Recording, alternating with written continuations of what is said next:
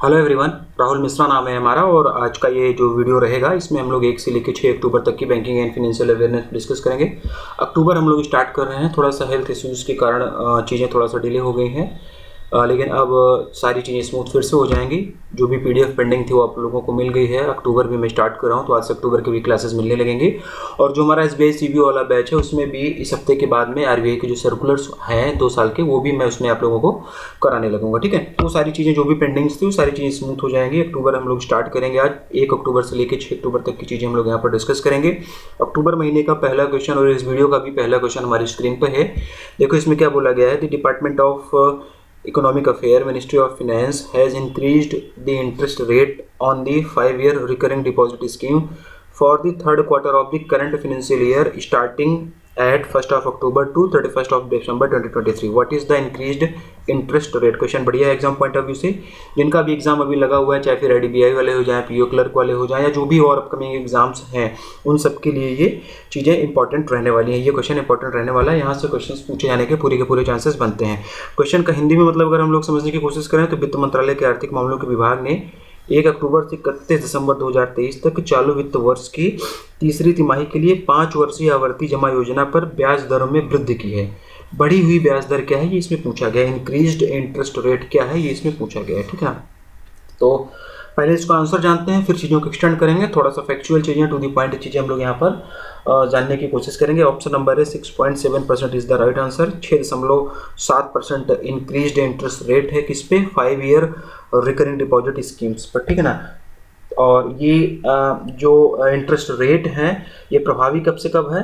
तो ठीक है, थर्ड क्वार्टर ऑफ दी जो अभी ये हमारा वर्तमान फाइनेंशियल ईयर चल रहा है इसके थर्ड क्वार्टर में। ठीक है, तीसरे क्वार्टर के लिए, यानी कि 1 अक्टूबर से 31 दिसंबर 2023 तक। ये टाइम भी याद रखना, यहाँ से भी क्वेश्चन ये पूछा जा सकता है। ठीक है ना, 1 अक्टूबर से 31 दिसंबर तक, 1 अक्टूबर से 31 दिसंबर 2023 तक ये इंटरेस्ट रेट जो है प्रभावी रहेंगे। और सिर्फ इसी में चेंज किया गया है। बाकी और जो भी स्मॉल सेविंग स्कीम्स हैं उसके इंटरेस्ट रेट में कोई चेंज नहीं किया गया है। तो जो पिछला वाला था वही सारा का सारा इंटरेस्ट रेट रहेगा, उसमें कुछ भी चेंज नहीं किया गया है। सिर्फ और सिर्फ 5 ईयर रिकरिंग डिपॉजिट स्कीम में 20 बेसिस पॉइंट का, ठीक ना, 20 बेसिस पॉइंट का इंक्रीज किया गया है। पहले ये 6.5% हुआ करता था, 20 बेसिस पॉइंट बढ़ाकर इसे 6.7% कर दिया गया है। ये चीज़ें आप लोगों को याद रखना है। ठीक ना। और थर्ड क्वार्टर के लिए इंटरेस्ट रेट क्या रहेगा, यानी कि 1 अक्टूबर से 31 दिसंबर 2023 के लिए क्या इंटरेस्ट रेट रहेगा? पिछला वाला ही है, लेकिन चीज़ें मैं आप लोगों को यहाँ पे बता दे रहा हूँ। नोट डाउन वगैरह आप लोग कर लेना इसको। आप अगर फ्री यूजर्स होंगे तो भी कर लेना, अगर यूट्यूब पर ये वीडियो डलती है फ्री वाली तब भी, पेड यूजर्स हैं तब भी कर लेना। क्वेश्चंस यहाँ से मिलने वाले हैं। ठीक है ना।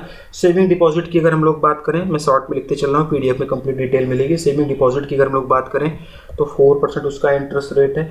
नेशनल सेविंग सर्टिफिकेट, जिसको कि हम लोग शॉर्ट में एनएससी बोलते हैं, इसके इंटरेस्ट रेट की अगर हम लोग बात करेंगे तो 7.7% का इंटरेस्ट रेट इस पे है। किसान विकास पत्र, केवीपी हम लोग इसको बोलते हैं, किसान विकास पत्र का जो इंटरेस्ट रेट है वो 7.5% है। मैच्योरिटी पीरियड भी इसका पूछा जा सकता है, तो 115 महीने का इसका मैच्योरिटी पीरियड होता है। पीपीएफ, पब्लिक प्रोविडेंट फंड की अगर हम लोग बात करते हैं तो पीपीएफ पे जो इंटरेस्ट रेट होगा वो 7.1% का होगा। ठीक है ना। सुकन्या समृद्धि स्कीम की अगर हम लोग बात करें, सुकन्या समृद्धि अकाउंट जो है स्कीम है, इस पे जो इंटरेस्ट रेट होगा 8% का हो जाएगा। सीनियर सिटीजन सेविंग स्कीम्स की अगर हम लोग बात करेंगे, सीनियर सिटीजन सेविंग स्कीम्स की अगर हम लोग बात करें तो इस पे जो इंटरेस्ट रेट हो जाएगा ये 8.2% का हो जाएगा। ठीक है ना। तो ये जो बताया आप लोगों को, ये इतने तो एग्जाम पॉइंट ऑफ व्यू से बहुत ज़्यादा इंपॉर्टेंट है, यहाँ से पूछे जाने के ज़्यादा चांसेस है। बाकी कुछ और भी है, उसे भी हम लोग पढ़ लेते हैं। जैसे 1 year post office time deposit पे कितना इंटरेस्ट रेट रहेगा, ये कम पूछा जाता है। जो पूछा जाता है एग्जाम में वो बता दिया गया, लेकिन चीज़ें हम लोग छोड़ेंगे नहीं, पढ़ेंगे हम लोग सारी चीज़ें। ठीक है ना। तो अगर 1 year post office time deposit की अगर हम लोग बात करें तो उस पर जो इंटरेस्ट रेट होगा 6.9% का। 2 year post office time deposit की अगर हम लोग बात करेंगे तो उस पर जो इंटरेस्ट रेट होगा वो 7% का हो जाएगा। 3 ईयर्स पर भी 7% का ही रहेगा। इसके बाद में 5 ईयर आता है तो 5 ईयर पर जो है वो 7.5% का इंटरेस्ट रेट हो जाएगा। तो जितने भी इंटरेस्ट रेट बताए गए सब कुछ पीडीएफ में भी मिलेंगे। Question exam point of view से बढ़िया है, चीज़ें याद रखना।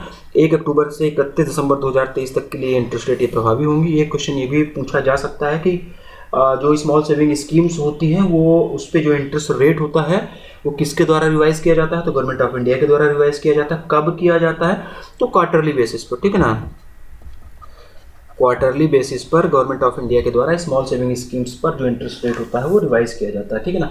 और इसके लिए जो फॉर्मूला है वो श्यामला गोपीनाथ कमेटी के द्वारा दिया गया था। तो question exam point of view से बहुत ज़्यादा बढ़िया था। इस क्वेश्चन से संबंधित मैक्सिमम इंपॉर्टेंट एग्जाम ओरिएंटेड चीज़ें बता दी गई, इसका पूरा का पूरा पोस्टमार्टम कर दिया गया। सारी चीज़ें यहाँ पे आप लोगों को पढ़ाई गई जो कि एग्जाम में पूछे जाने के जिसके चांसेस बनते हैं। बढ़ते हैं अपने अगले क्वेश्चन की तरफ। The securities and exchange board of India से भी extended the deadline for adding nominees to demat account and submitting PAN and KYC details for physical security holders until, यहाँ पे एक डेट आएगी। अगला क्वेश्चन इसी में मैंने फ्रेम कर दिया है।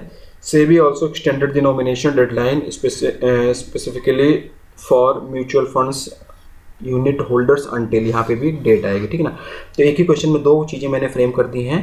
भारतीय प्रतिभूति और विनिमय बोर्ड SEBI ने डीमैट खातों में नामांकित व्यक्तियों को जोड़ने और भौतिक सुरक्षा धारकों के लिए पैन और केवाईसी वितरण जमा करने की समय सीमा कब तक बढ़ा दी, ये इसमें पूछा गया है। दूसरा ये पूछा गया है कि SEBI ने विशेष रूप से म्यूचुअल फंड यूनिट धारकों के लिए नामांकन की सीमा को किस तारीख तक बढ़ा दिया है। दो क्वेश्चन पूछे गए हैं, दोनों की डेट रिस्पेक्टिवली याद करना, ठीक है ना।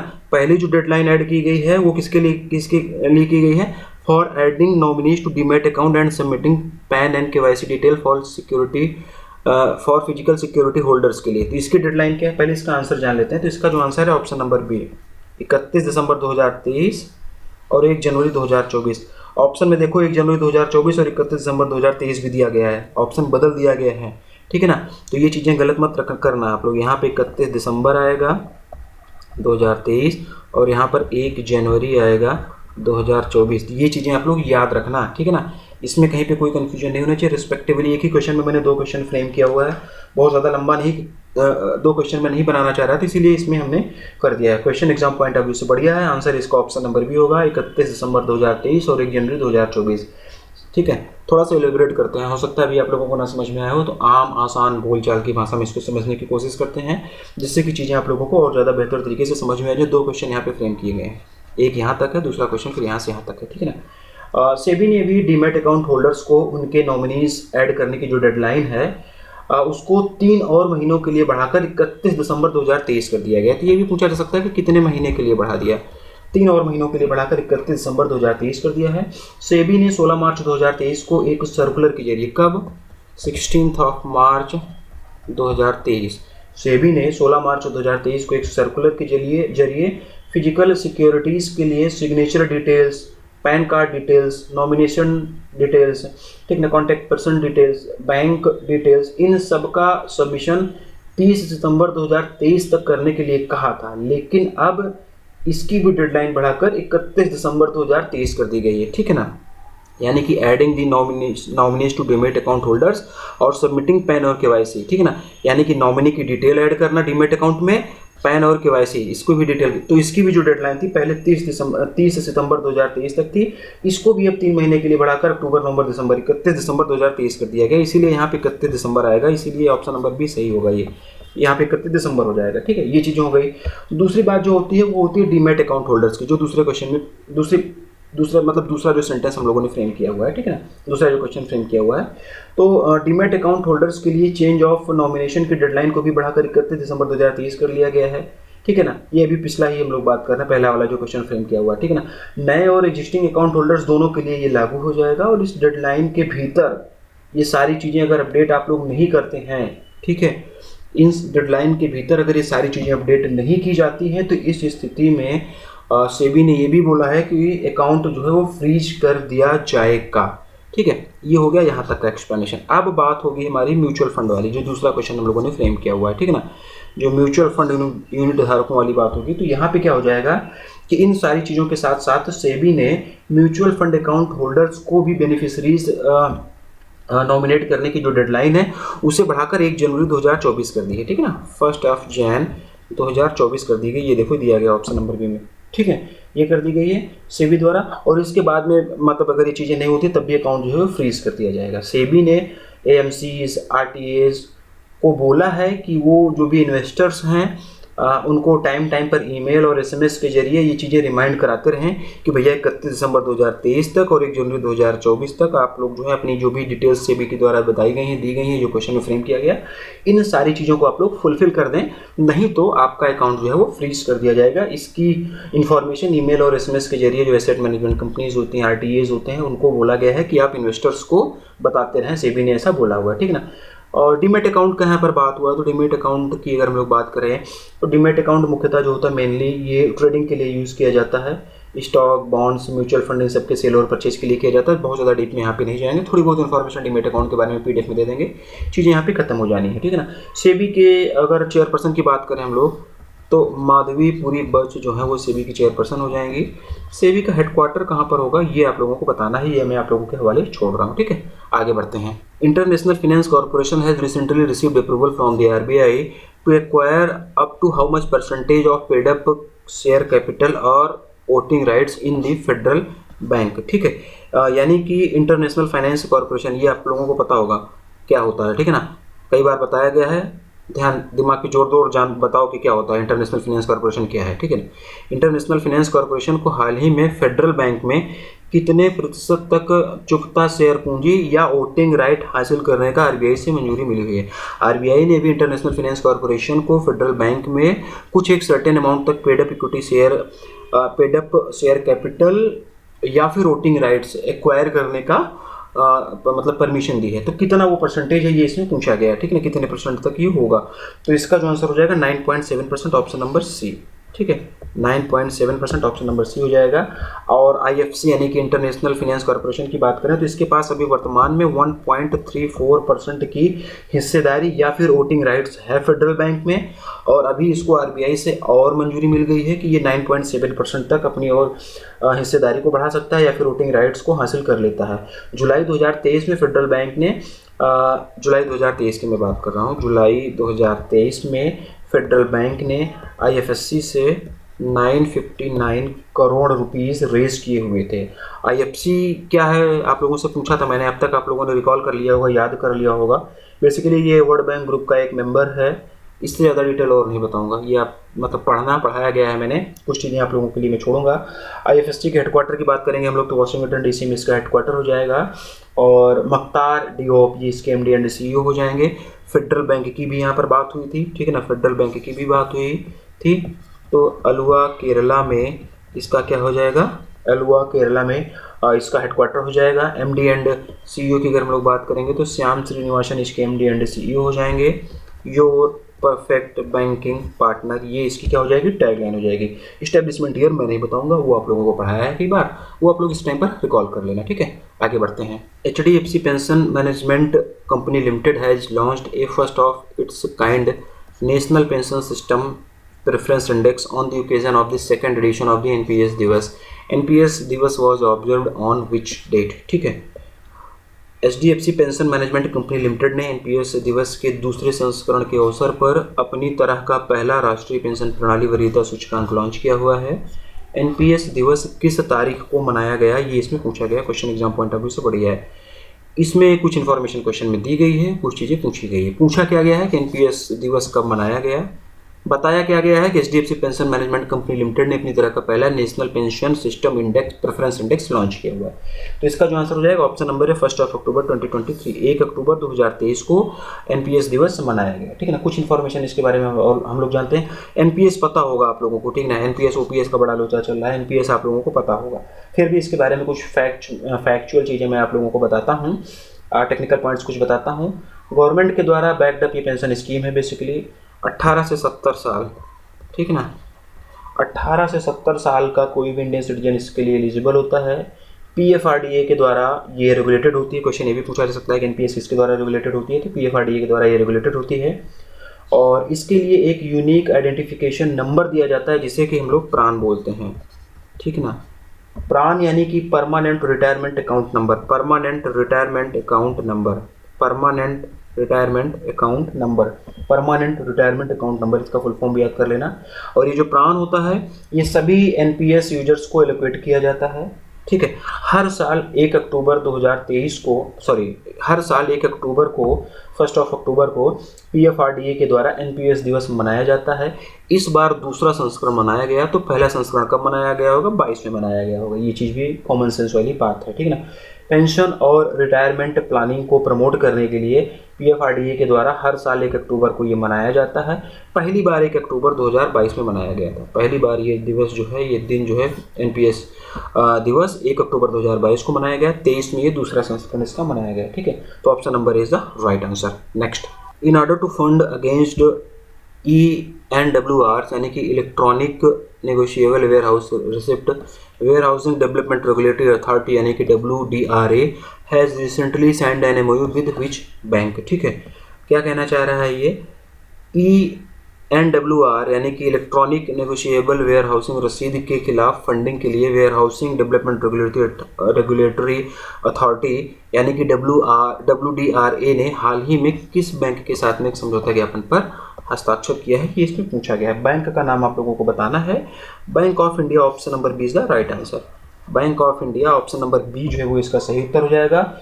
इस MOU के साइन हो जाने के बाद में किसानों और ट्रेडर्स को लो इंटरेस्ट लोन प्रोवाइड किए जाएंगे।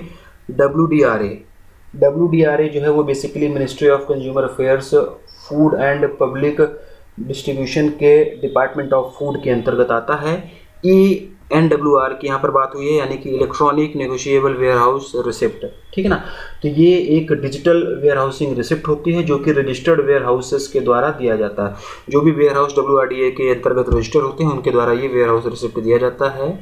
इलेक्ट्रॉनिक फॉर्म में होता है। वेयर हाउस में क्या है, जब कोई आप सामान वामान रखोगे तो उसकी रिसिप्ट दी जाती है, और इसके बारे में पहले भी कई बार बताया गया है, लेकिन एक मोटा मोटा मतलब एक आइडिया देंगे आप लोगों को। जब भी आप कोई वेयर हाउस में या कुछ भी गोडाउन नहीं बोलेंगे, वेयर हाउस बोलेंगे क्योंकि सरकारी तंत्र है, लेकिन समझाने के लिए अगर हम लोग बात करें, जब भी हम किसी के गोडाउन में या कहीं पे जाके चीज़ें रखते हैं तो वहाँ पे क्या होता है कि हमको एक रिसिप्ट दी जाती है। तो इलेक्ट्रॉनिक फॉर्मेट है ये रिसिप्ट का, फिर उसी पे फंडिंग वंडिंग प्रोवाइड कर दी जाती है। ये चीज़ें, ये कॉन्सेप्ट पे नहीं जाएंगे अभी, ठीक है ना। ठीक है, इस चीज़ पे हम लोग नहीं जाएंगे। तो इसका जो आंसर हो जाएगा bank of India, option number B, ठीक है ना। Option number B bank of India इसका आंसर हो जाएगा। और ये जो भी बैंकें दी गई हैं ऑप्शन में, इनका सबका हेडक्वार्टर, इनके सबके MD एंड CEO, ठीक है ना, इनका सबका टैग लाइन, ये आप लोगों को याद होगा, इतनी बार मैंने पढ़ाया है, आप लोग बहुत अच्छे स्टूडेंट हैं तो ये आपको याद होगा, ऐसी मैं उम्मीद कर रहा हूँ और इसी उम्मीद के साथ में आगे बढ़ता हूँ। In order to make insurance solution accessible to the resident of Sikkim, State Bank of Sikkim and which life insurance company has recently signed a bank insurance pact, ठीक है। यानी कि सिक्किम के निवासियों के लिए बीमा समाधान सुलभ बनाने के लिए स्टेट बैंक ऑफ सिक्किम और किस जीवन बीमा कंपनी ने हाल ही में एक बैंक इंश्योरेंस समझौते पर हस्ताक्षर किया है। बैंक इंश्योरेंस पैक्ट क्या होता है, बैंक इंश्योरेंस समझौता क्या होता है, आप लोगों को पता होगा। नहीं पता होगा तो एक मोटा मोटा ओवरव्यू दूंगा। पहले इस क्वेश्चन का हम लोग आंसर जानेंगे और इसका जो आंसर हो जाएगा SBI life insurance company, option number D. Option number D SBI life insurance company इसका आंसर हो जाएगा। SBI लाइफ इंश्योरेंस कंपनी और स्टेट बैंक ऑफ सिक्किम, इन दोनों ने अभी हाल ही में एक बैंक इंश्योरेंस पैक्ट साइन किया हुआ है, जिससे कि जो भी सिक्किम राज्य के लोग हैं उनको एक्सेसिबल, उनको अफोर्डेबल इंश्योरेंस सोल्यूशन प्रोवाइड किया जा सके। बैंक इंश्योरेंस का मतलब क्या होता है? बैंक इंश्योरेंस दो शब्दों से मिलकर बना हुआ है, बैंक और इंश्योरेंस, ठीक है ना। तो बैंक और इंश्योरेंस कंपनी जब कोई टाई अप करती हैं, जो कोई एग्रीमेंट साइन करती हैं, जिसके तहत में जो इंश्योरेंस कंपनी होती है उसके प्रोडक्ट्स को बैंक की ब्रांचेस के द्वारा बैंक के ग्राहकों को बेचा जाता है, तो उस एग्रीमेंट को, उस पैक्ट को हम लोग बैंक इंश्योरेंस पैक्ट कहते हैं। इतनी चीज़ें आप लोगों को पता होंगी, ठीक है, ये बता दिया गया है। SBI लाइफ इंश्योरेंस की अगर हम लोग बात करेंगे तो ये बेसिकली जॉइंट वेंचर है। किसका किसका जॉइंट वेंचर है? तो ये जॉइंट वेंचर है स्टेट बैंक ऑफ इंडिया का और BNP परिबास कार्डिफ का, ठीक है ना, BNP परिबास कार्डिफ का ये जॉइंट वेंचर है। SBI की शेयर होल्डिंग्स की अगर हम लोग बात करेंगे तो 55.50% इसमें SBI की शेयर होल्डिंग्स है, बाकी जो बची हुई शेयर होल्डिंग्स है 44.50 वो BNP परिबास की है, ठीक है। तो option number D is the right answer. Next, how much amount has recently been raised by the NABARD by issuing India's first AAA rated Indian rupee denominated social bonds, ठीक है। हाल ही में नाबार्ड द्वारा भारत का पहला AAA रेटेड भारतीय रुपया मूल वर्ग के सामाजिक बॉन्ड जारी करके कितनी राशि जुटाई गई है? नाबार्ड ने भी हाल ही में इंडिया का पहला Indian rupee denominated social bond जारी करके कुछ पैसे इकट्ठा किए हैं, ठीक है। तो कितने पैसे इकट्ठा किए गए उसमें पूछा गया, और ये जो बॉन्ड जारी किया गया है वो AAA रेटेड है, ठीक है। तो AAA रेटेड क्या होता है ये बाद में बताऊंगा। पहले इस क्वेश्चन का आंसर जानते हैं कि कितना पैसा नाबार्ड के द्वारा रेज किया गया है इंडिया का पहला रुपी डिनोमिनेटेड सोशल बॉन्ड जारी करके। तो इसका जो आंसर हो जाएगा 1040.50, ठीक है ना, 1040.50 crore rupees. Option number A is the right answer, ठीक है ना, 1040.50 करोड़ रुपीज, ये option number A is the right answer हो जाएगा। इतना पैसा नाबार्ड के द्वारा इकट्ठा किया गया, रेज किया गया ये बॉन्ड इशू करके। सोशल बॉन्ड यहाँ पर एक टर्म यूज हो रहा है। सोशल बॉन्ड क्या होता है, इसको आम बोलचाल की भाषा में समझने की कोशिश करते हैं। टेक्निकल डेफिनेशन बाकी चीज़ें पीडीएफ में दूंगा। यहाँ पर आम बोलचाल की भाषा में समझने वाली चीज़ों से हम लोग इसको समझने की कोशिश करते हैं। नाम से ही पता चल रहा है कि सोशल बॉन्ड, सोशल आ गया मतलब समाज से कहीं ना कहीं इसका कुछ ना कुछ मतलब होगा, ठीक है ना। तो इसे सोशल बॉन्ड या फिर सोशल इम्पैक्ट बॉन्ड या फिर सोशल इम्पैक्ट बॉन्ड, शॉर्ट में अगर हम लोग इसको बार बार बोलें तो एसआईबी भी बोल सकते हैं। Social bond, social impact bond, SIB, सारी चीज़ें एक होती हैं। बेसिकली एक ये टाइप ऑफ बॉन्ड है, ठीक है ना, जिसमें बॉन्ड इश्यूअर जो भी बॉन्ड इशू करता है वो किसी भी प्रोजेक्ट या परियोजना के लिए धन इकट्ठा करता है इस बॉन्ड के जरिए। और ये जो प्रोजेक्ट होता है, ये जो परियोजना होती है, इसके कुछ ना कुछ सोशल बेनिफिट्स होते हैं। मतलब कि जो भी परियोजना के लिए धन इकट्ठा किया जाएगा, जो भी प्रोजेक्ट के लिए धन इकट्ठा किया जाएगा बॉन्ड इश्यूअर्स के द्वारा, उस परियोजना से समाज को कहीं ना कहीं लाभ मिलेगा, इसीलिए इसको सोशल नाम दिया गया है, ठीक है ना। मोस्ट ऑफ द टाइम जो होता है सोशल बॉन्ड जो होता है वो गवर्नमेंट बॉडीज के द्वारा ही जारी किया जाता है। हालांकि टेक्निकली कोई भी सोशल प्रोजेक्ट स्टार्ट कर सकता है और प्रॉपर डॉक्यूमेंटेशन के बाद में बॉन्ड वगैरह इशू कर सकता है, लेकिन most of the time, maximum time पर सरकारी जो तंत्र होते हैं, जो गवर्नमेंट बॉडीज होती हैं, उन्हीं के द्वारा ये बॉन्ड इशू किया जाता है, ठीक है ना। और नाबार्ड ने जो ये सोशल बॉन्ड इशू किया हुआ है, इसे AAA रेटिंग दी गई है। यहाँ पर मैंने बताया ना AAA रेटिंग की बात हुई है, तो इसको AAA रेटिंग किसके द्वारा दी गई है, क्रिसिल के द्वारा दी गई है और ICRA के द्वारा दी गई है। क्रिसिल और ICRA का फुल फॉर्म क्या होता है ये आपको पता होगा, नहीं पता तो गूगल करना, पता करना, मैंने कई बार पढ़ाया हुआ है, PDF में भेज दूंगा, वहाँ से पढ़ लेना, लेकिन यहाँ नहीं बताऊँगा, ठीक है ना। क्रिसिल और ICRA के द्वारा इसे AAA रेटिंग दी गई है। इसका मतलब ये हो जाता है, AAA रेटिंग देने का मतलब ये होता है कि इस बॉन्ड के, इसके डिफॉल्ट होने का जो जोखिम होता है वो बहुत कम होता है, मतलब डिफॉल्ट नहीं होगा, हाईएस्ट क्रेडिट वर्थीनेस इसकी होती है, ठीक है ना। तो ये AAA बॉन्ड वाली हिसाब किताब, AAA रेटिंग वाली बात हो जाएगी। क्रेडिट रेटिंग एजेंसीज हैं इंडिया में, टोटल कितनी क्रेडिट रेटिंग एजेंसीज हैं ये भी आप लोग कमेंट करके बता दो। अगर यूट्यूब पर फ्री में देख रहे हो तो पेड वीडियोस, अगर आपको पेड क्लासेस नहीं मिल रही हैं तो रिकॉल कर लो, पढ़ाया ये भी गया है, ऐसी कोई चीज़ मैं पूछता नहीं हूँ जो आप लोगों को पहले ना पढ़ाया रहा हूँ, ठीक है। आगे बढ़ते हैं। According to the Centre for Monitoring Indian Economy CMIE's consumer pyramids household survey, what is the India's unemployment rate in the September 2023, ठीक है ना। यानी कि Centre for Monitoring Indian Economy के उपभोक्ता पिरामिड घरेलू सर्वेक्षण के अनुसार सितंबर 2023 में भारत का बेरोजगारी दर क्या है, ये इस क्वेश्चन में पूछा गया है। इसका हिंदी में मतलब हो जाएगा, इसका आंसर हो जाएगा 7.1%, ठीक है ना। 7.1% is the right answer. CMI के द्वारा इकोनॉमिक सर्वे है, इसका नाम क्या है, कंज्यूमर पिरामिड हाउस होल्ड सर्वे, ये नाम भी आप लोग याद कर लेना। इंडिया का जो अनएम्प्लॉयमेंट बेरोजगारी दर है वो सितंबर 2023 में 7.1% है। पिछले 12 महीनों में सबसे कम अनएम्प्लॉयमेंट रहा है ये, सितंबर में 7.1% रहा, जबकि अगस्त 2023 की अगर हम लोग बात करें तो अगस्त 2023 में ये 8.1% था। रूरल एरियाज़ की अगर हम लोग बात करें, ठीक है ना, रूरल एरियाज़ की अगर हम लोग बात करें तो रूरल एरियाज़ में सितंबर में अनएम्प्लॉयमेंट रेट जो था वो 6.20% था, जबकि अगस्त में ये 7.11% था। अर्बन एरियाज़ की अगर हम लोग बात करें, ठीक है ना, अर्बन एरियाज़ की अगर हम लोग बात करें तो अर्बन एरियाज़ में सितंबर 2023 में अनएम्प्लॉयमेंट रेट जो था वो 8.94% था, जबकि अगस्त 2023 में ये 10.09% था। ये सितंबर है, ये अगस्त है, दोनों में कहीं कोई कन्फ्यूजन नहीं होना चाहिए। ये अगस्त है, ये सितंबर है, ठीक है, ये सितंबर है। ये रूरल एरियाज़ का है ऊपर वाला, ठीक है, ये अर्बन एरियाज़ का है, ठीक है। टोटल अगर वैसे बात किया जाए तो 7.1% ये इसका आंसर हो जाएगा, अगस्त में 8.1% हो जाएगा, ठीक। तो मैक्सिमम चीज़ें आप लोगों को बताएगी, ये भी question exam point of view से बढ़िया पूछे जाने के पूरे चांसेस बनते हैं। आगे बढ़ते हैं। In order to launch its first bilateral fund called India Japan fund IJF of ₹49 billion, यानी कि USD 600 मिलियन रुपीज़, USD की अगर हम लोग बात करें, ठीक है। तो which organisation has recently collaborated with the Japan Bank for International Cooperation JBIC, ठीक है ना। 44 बिलियन, सॉरी 44 नहीं, 49 बिलियन रुपए यानी कि 600 मिलियन अमेरिकी डॉलर का भारत जापान फंड नामक अपना पहला द्विपक्षीय फंड लॉन्च करने के लिए किस संगठन ने हाल ही में Japan Bank for International Cooperation JBIC के साथ में सहयोग किया हुआ है, कोलैबोरेशन किया हुआ है। इसका जो आंसर हो जाएगा option number A, national investment and infrastructure fund limited, option number is the right answer. ये जो 49 बिलियन है, इस 49 बिलियन में से 24 बिलियन जो है वो जो हो जाएगा गवर्नमेंट ऑफ इंडिया के द्वारा फंडेड होगा, गवर्नमेंट ऑफ इंडिया कंट्रीब्यूट करेगी। बाकी जो रिमेनिंग 25 बिलियन होगा, ठीक है ना, जो बचा हुआ 25 बिलियन होगा वो JBIC के द्वारा, JBIC यानी कि Japan Bank for international corporation के द्वारा इसमें फंड किया जाएगा। टोटल ये 49 बिलियन हो जाएगा। और इस फंड का क्या उद्देश्य है, कहाँ पर इसको यूटिलाइज होगा, क्या क्या मकसद है इसका कोलैबोरेशन का, ठीक है ना, इन सारी चीज़ों का क्या मतलब है कोलैबोरेशन का, कहाँ कहाँ पर इस फंड को यूज़ किया जाएगा, उसको भी थोड़ा सा जान लेते हैं। तो जापानीज इन्वेस्टमेंट को इंडिया में बढ़ावा देने के लिए ये फंड लॉन्च किया गया है। दोनों देशों के बीच में कोलैबोरेशन को बढ़ावा मिलेगा इससे। इस फंड का उपयोग जो है वो waste management, water management, e mobility, renewable energy, low carbon emission, इस तरीके से जुड़े जो भी और प्रोजेक्ट्स हैं एनवायरमेंट फ्रेंडली, उन सभी प्रोजेक्ट्स को फिनेंसिंग प्रोवाइड की जाएगी, उन सभी प्रोजेक्ट्स को इसके तहत में फंडिंग प्रोवाइड की जाएगी, ठीक है। तो ये option number is the right answer. इनके सबके हेडक्वार्टर आप लोग रिकॉल कर लोगे, नहीं तो पता होगा आपको, मैं ऐसी उम्मीद कर रहा हूँ। अगला और लास्ट क्वेश्चन देखेंगे हम लोग इस वीडियो का। In order to launch a retirement planning event named outlook money 40 after 40, outlook group and which bank has recently collaborated, ठीक है ना, यानी कि आउटलुक मनी 40 आफ्टर 40 नामक एक सेवानिवृत्ति योजना कार्यक्रम शुरू करने के लिए आउटलुक ग्रुप और किस बैंक ने हाल ही में कोलैबोरेशन किया हुआ है, सहयोग किया हुआ है, इसमें पूछा गया है।